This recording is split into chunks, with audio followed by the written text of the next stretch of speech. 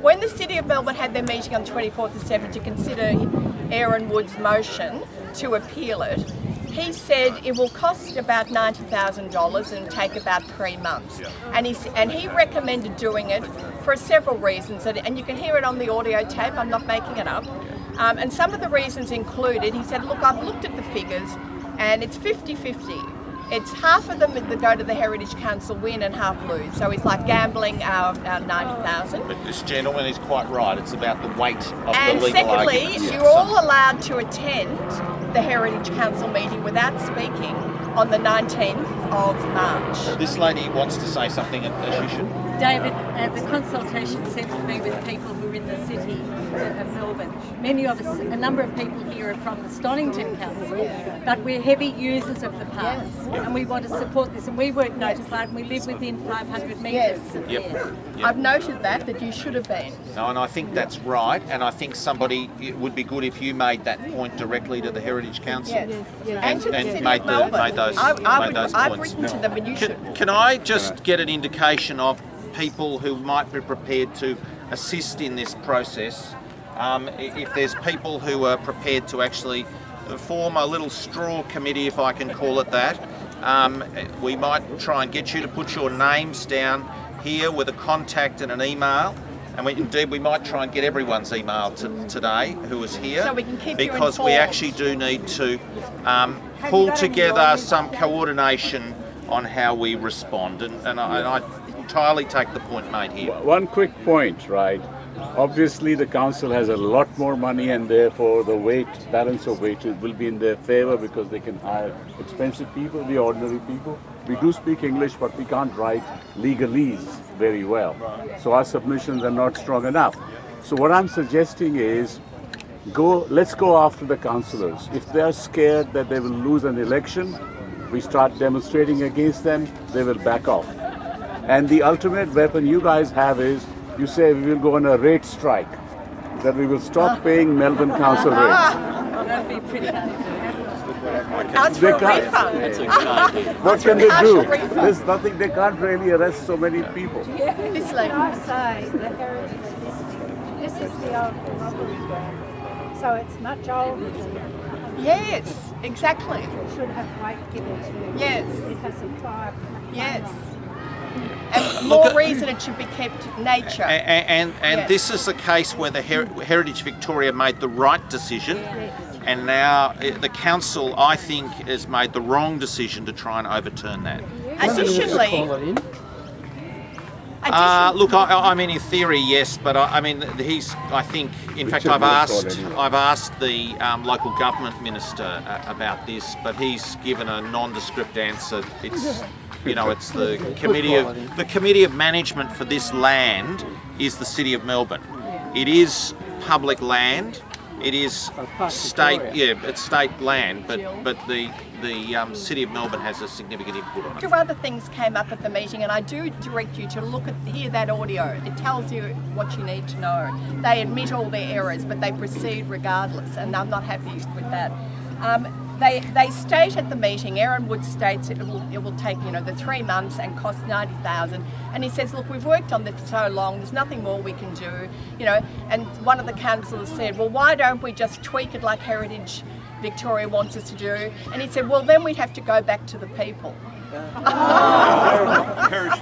I feel offended personally, and because we were omitted in the beginning. But secondly, he also said I recommend we appeal this because it will also, this decision, if we let it stand, will also affect our work, the City of Melbourne work, in the 8 other parks and gardens that the City of Melbourne has the duty of care to administer. And so it actually applies to all of the parks and gardens in the City of Melbourne, that we want them all respected for their heritage values. The second thing to let you know is if you write to the City of Melbourne and all the councillors and Sally Cap, which is a good idea to let them know your views and your distress of being omitted, and if you write to Heritage Victoria to show support, and if you write to the Heritage Council to say you're not pleased and you'd like Heritage Victoria respected and their decision respected, the people who voted against the motion, and I like naming the names, were Councillor Rowan Leppard. He presented a very big, good argument, and he admitted all the things they've done wrong. Like in the 8 years of doing the project, despite the fact they're the statutory managers of Fawkner Park, today is the wonderful Steve Calhoun, who's the founding partner of Tract Consultants. He is one of the foremost landscape architects and urban designers in Australia and in the world. And he also has a recent publication of an excellent book. And he has written to the City of Melbourne and to the Heritage Victoria, and will be also presenting a submission to the Heritage Council opposing this work. And I'll let Steve say a few words.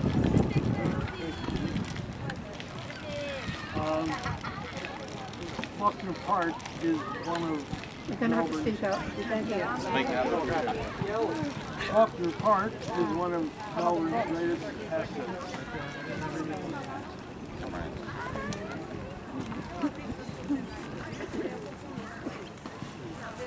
I get in the shade. Fawkner Park is one of Melbourne's greatest assets.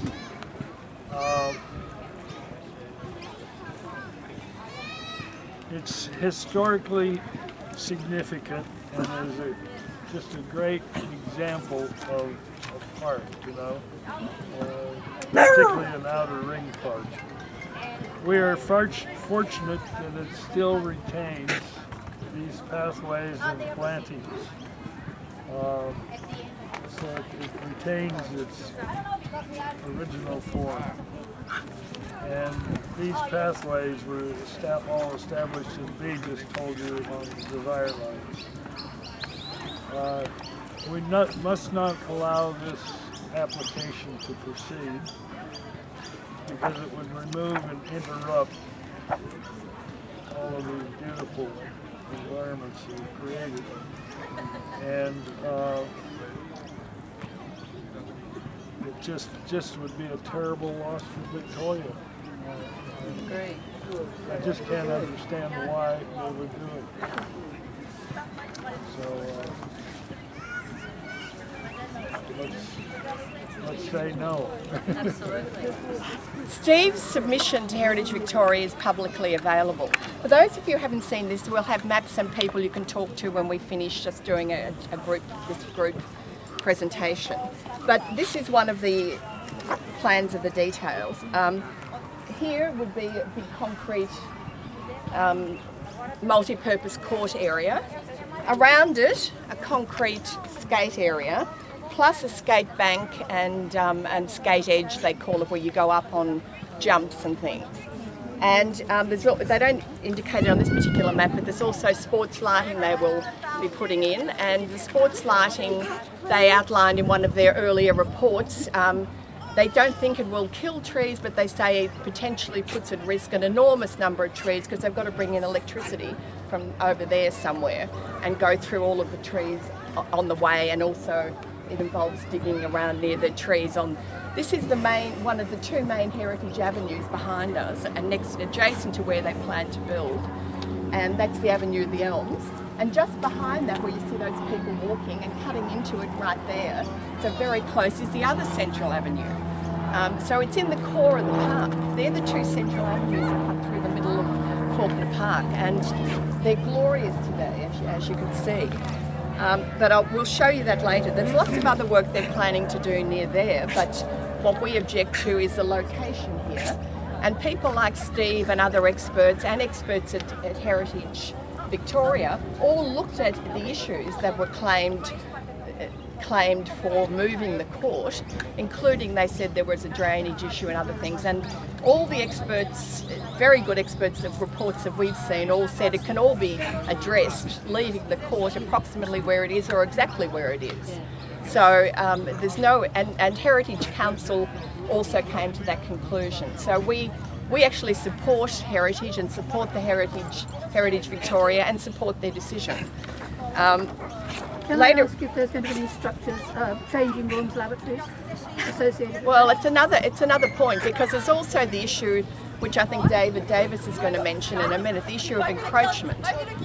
You know that once you begin concrete construction in a park that is heritage listed for grassland and grass-based sports, once you allow any concrete construction and skate park and ring in the core of the park rather than at the perimeter where that has existed for so long historically, then in a year or two or how many, it's likely that people can come back and say, well, you built that, why don't we build a stadium and then whatever, and we'll build that over there, and you know, the Chinese might like a hotel in the park, why don't we do that, we'll make money. You know what I mean? Because you've got a precedent.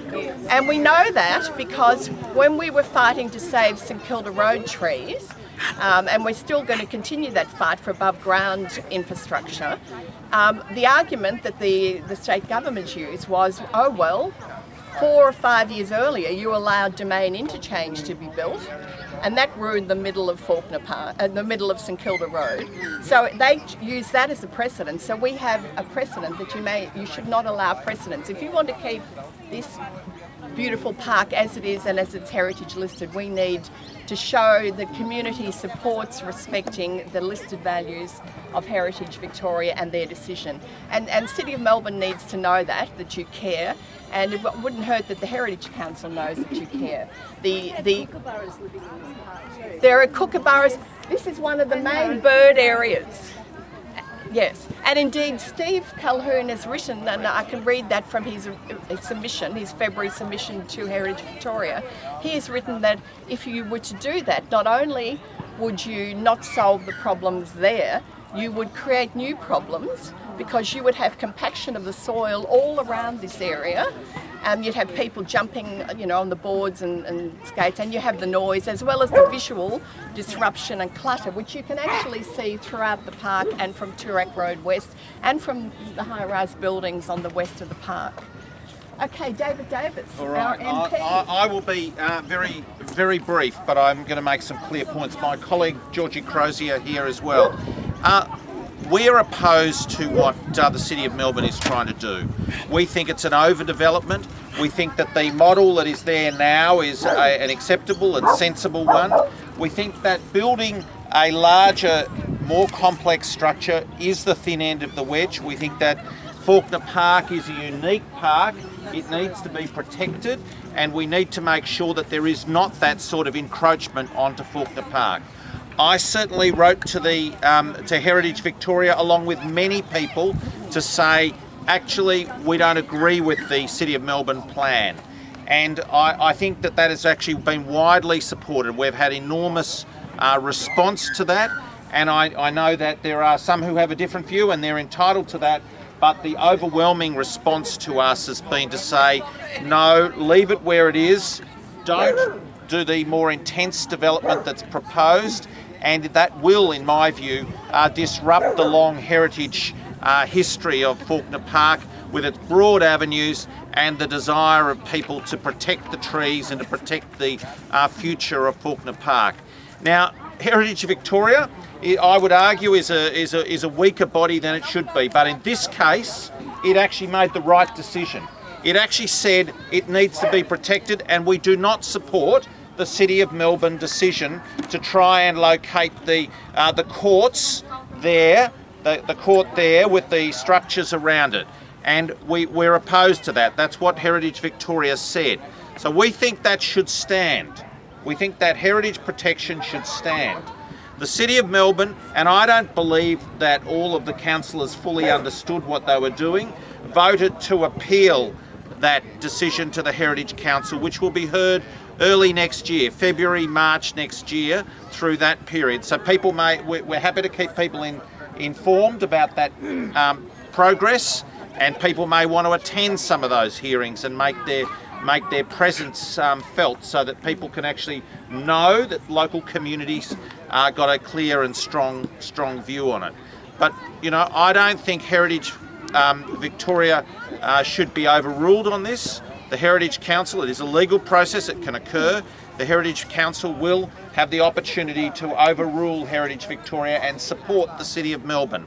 I hope that doesn't happen. I will be submitting to them.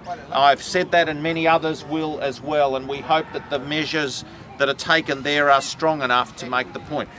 Our earlier speaker, previous tract planner, was somebody who has got great eminence here, and a number of others of significant eminence have also looked at this issue and said, no, let's protect Fawkner Park, let's keep the current court where it is, let's not do the more intense development. And you know, I think it's important that there is a public meeting like this today, and I might say a very significant attendance, a very significant turnout. We need to actually make sure that people know about this, and we need to make sure that they have the opportunity to have their say. We say no to the intense development, we say no to moving the court, and we say Heritage Victoria's decision to protect the park should stand. And that's what we'll be arguing for.